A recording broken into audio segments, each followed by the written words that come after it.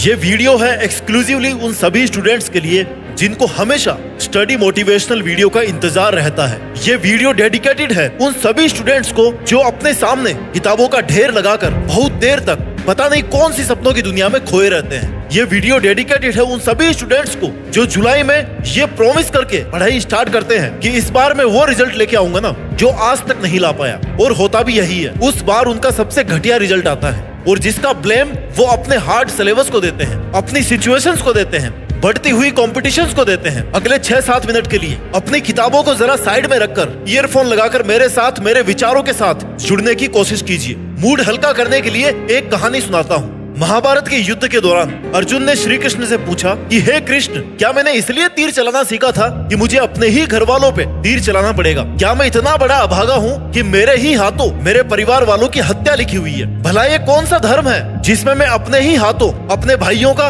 अपने चाचा का, अपने ताऊ का, अपने फूफा का वध कर रहा हूँ? और ये कहकर वो अपने धनुष को रथ में एक साइड में रख करके दुख में बैठ जाते हैं। उस वक्त अर्जुन को ये नहीं पता था कि वो कितने लकी हैं। वो जिस सारथी के सामने अपनी व्यथा को व्यक्त कर रहे हैं ना, वो श्री कृष्ण, जिन्होंने अर्जुन के रथ का ही नहीं बल्कि सारी सृष्टि की बागडोर अपने हाथ में ले रखी है। फिर भला अर्जुन को क्या दिक्कत थी? दिक्कत ये थी कि अर्जुन की आंखों के सामने ना अंधकार छाया हुआ था। श्री कृष्ण ने व्याकुल अर्जुन की तरफ देखते हुए कहा कि कौन कह रहा है कि अर्जुन अपने परिवार का वध कर रहा है? अरे अर्जुन तो केवल युद्ध में उनका वध कर रहा है जो अधर्मी है, जो धर्म के साथ नहीं है, और अधर्म का नाश धर्म करता है, ना कि कोई एक योद्धा। योद्धा तो बस एक जरिया होता है, योद्धा का तो केवल नाम होता है, लेकिन करवाने वाले तो श्री कृष्ण होते हैं। इसलिए अर्जुन, तू केवल धनुष उठाकर वो कर जिसके लिए तूने ट्रेनिंग ली है। उस परिणाम के बारे में सोचना बंद कर दे जो तेरे हाथ में है ही नहीं। जो परिणाम आता है ना अर्जुन, वो मैं देता हूँ। तुम केवल अपनी मेहनत देते हो, अपना प्रयास देते हो। इसलिए है अर्जुन, जो युद्ध करना तूने इस जीवन में सीखा है ना, वो केवल आज के इस महाभारत के युद्ध के लिए ही सीखा था। इसलिए अब अपने गुरु से मिली हुई शिक्षा का मान रखने का समय आ गया है। तो तू अपना धनुष वापस मत रख। जब धर्म को विजयी बनाने के लिए युद्ध करने का समय आया है ना, तो अब पीछे मत हट। आज मेरी गुहार है उन सभी विद्यार्थियों से जो अपने पिछले प्रयास के खराब रिजल्ट को लेकर के बैठे हैं। मेरी पुकार है उन सभी स्टूडेंट्स से जिनको एग्जाम के रिजल्ट का बहुत ज्यादा प्रेशर फील होता है। My dear brother and sister, जो बात श्री कृष्ण ने महाभारत के युद्ध में अर्जुन को कही थी ना, आज वही बात मैं तुम्हें कहना चाहता हूँ कि तुम्हारा काम है केवल प्रयास करना, और प्रयास का प्रेशर से कहीं कोई लिंक नहीं है। प्रेशर तब फील होता है जब आप रिजल्ट के बारे में सोचते हो। इसलिए आपका फोकस रिजल्ट पे नहीं बल्कि प्रयास पे होना चाहिए, क्योंकि रिजल्ट वैसा ही आएगा जैसा आपका आज प्रयास होगा। आज मेरी विनती है उन सभी विद्यार्थियों से जो अपने आप को इतना मुसीबतों से घिरा हुआ समझते हैं कि उनको अपने चारों तरफ केवल और केवल अंधेरा नजर आता है। उनको जिम्मेदारियों का इतना बोझ महसूस होता है ना अपने कंधों पर कि जवानी में ही उनके कंधे झुकने लगते हैं। उनको अपने पैरों तले इतने कांटे नजर आते हैं कि एक कदम भी आगे बढ़ना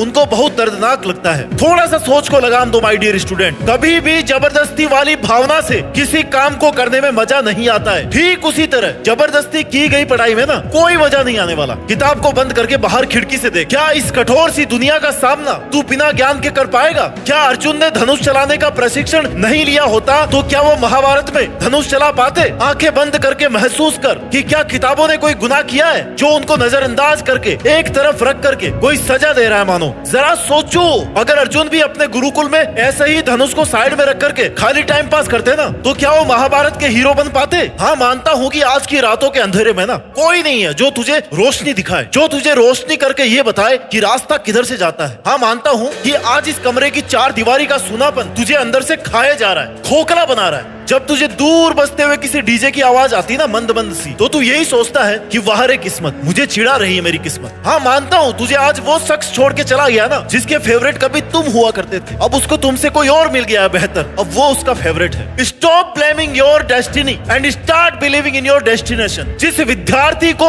आप टॉप करते हुए देखते हैं ना, ये वही विद्यार्थी था, ये वही स्टूडेंट था जो सुबह तब उठता था जब इस सारी दुनिया में सन्नाटा छाया रहता था, और जब केवल एक आवाज उसको सुनाई देती थी। वो थी उसके कमरे की दीवार घड़ी। उसमें टिक टिक की आवाज आती थी। उस घड़ी की सुइयां मन ही मन मुस्कुराती थी और उससे कहती थी मानो कि चाहे सो, चाहे जागो, चाहे पढ़ो या नहीं पढ़ो, अच्छा करना है या खुद के साथ बुरा करना है, मैं हमेशा चलती रहूंगी। जो मेरी सुइयों के साथ कदम मिला के चलेगा उसको मैं आबाद कर दूंगी, और जो समय को बर्बाद करेगा उसको मैं उससे भी ज्यादा बर्बाद कर दूंगी। और तब इस स्टूडेंट को समझ में आता है कि उसका रातों को जागना कितना नेसेसरी अननेसेसरी है। इस स्टूडेंट का कॉम्पिटिटर कोई और नहीं है बल्कि वो खुद है। किसी एग्जाम में सबको हराने के लिए सबसे पहले खुद के आलस को हराना पड़ता है। वो खुद कल क्या था और खुद आज क्या है। कल उसको कितना आता था और आज इसको कितना आता है। कल उसने कितनी पढ़ाई करी थी और आज कितनी और पढ़ाई करना बाकी है। आपके कॉम्पिटिटर आप खुद हो। आज तुम्हें अपने विद्यार्थी जीवन में ऐसा महसूस हो सकता है कि तुम्हारे पास सब कुछ क्यों नहीं है, तुम्हारी जिंदगी में क्यों कोई लव स्टोरी नहीं है, तुम्हारी जिंदगी में कोई एडवेंचर क्यों नहीं है,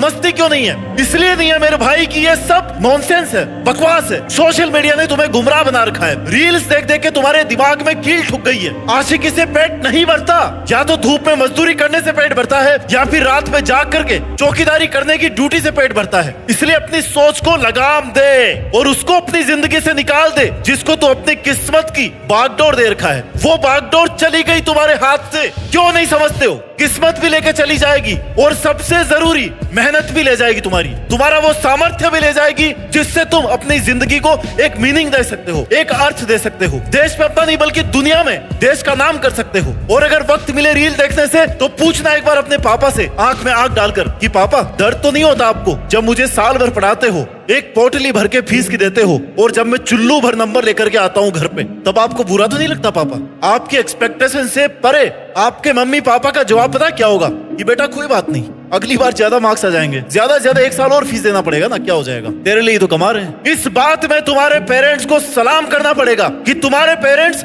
सबसे अच्छे एक्टर हैं जो दिल में दर्द छिपा करके ना कभी आपको ये महसूस नहीं होने देते कि वो दिन ब दिन तुम्हारे रिजल्ट की वजह से ना अंदर से टूटते जा रहे हैं। और तुम्हें तो एक्टिंग का ऑस्कर मिलना चाहिए कि सारी रात तुम खाली मोबाइल का डेटा कंज्यूम करते हो और सुबह लेट उठ करके एक्सक्यूज देते हो। मम्मी रात को लेट तक सोया था, मम्मी रात को बहुत लेट तक पढ़ाई करी थी। नौटंकी चल रही है क्या कि जो सबसे ज्यादा नौटंकी करेगा उसको रात को 1 लाख रुपए दिए जाएंगे अवार्ड में। आपके माँ बाप आपके लिए पढ़ाई करने के दरवाजे खोल सकते हैं लेकिन उसमें घुसना तो आपको ही पड़ेगा माय डियर। जो ये बोलते हैं ना कि कंपटीशन बहुत ज्यादा हो गई है, उनको मैं यही बोलूंगा कि अगर कंपटीशन ज्यादा हो गई है ना तो 2 साल और रुक जाओ।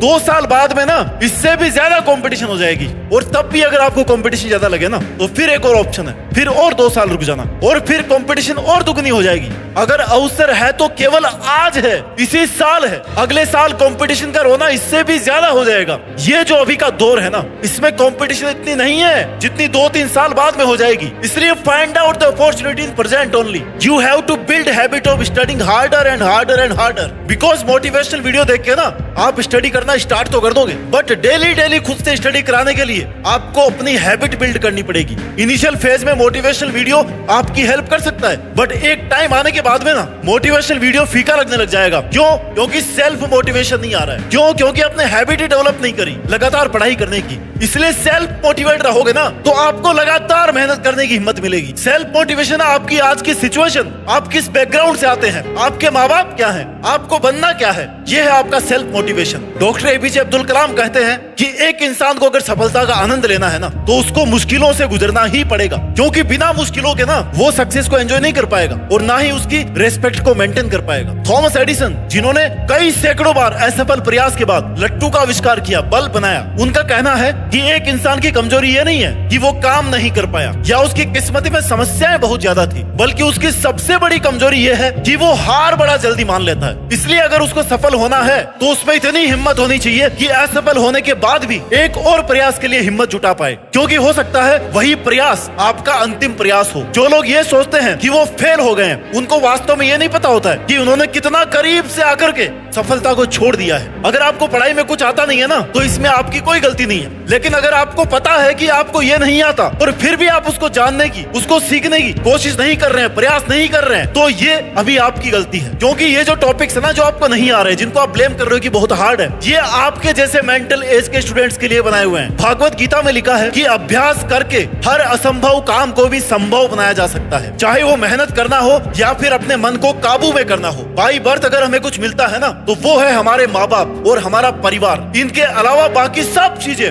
आपको अचीव करनी पड़ती है। इसलिए अगर आपको ये लग रहा है ना कि उस स्टूडेंट के इतने ज्यादा मार्क्स आते हैं क्योंकि वो ज्यादा टैलेंटेड है तो ये सोचना बिल्कुल ही गलत है, बल्कि सच्चाई ये है कि उसने अभ्यास कर करके एक एक कर करके मुश्किल से मुश्किल सब्जेक्ट को भी आसान बना लिया है। इनविजिबल गोल को अगर विजिबल करना है ना, तो सबसे पहले गोल सेट करना पड़ेगा। सपनों को हकीकत में बदलते हुए देखना है ना, तो खुद को मुसीबतों में भी देखने का और मुसीबतों से निकालने का, मेहनत करने का हौसला भी पालना पड़ेगा। पूरे जी जान से पढ़ाई करते रहिए, मेहनत करते रहिए और मेहनत के दम पर देश पे अपना नहीं बल्कि दुनिया में देश का नाम रोशन करके दिखाइए। जय हिंद, वंदे मातरम।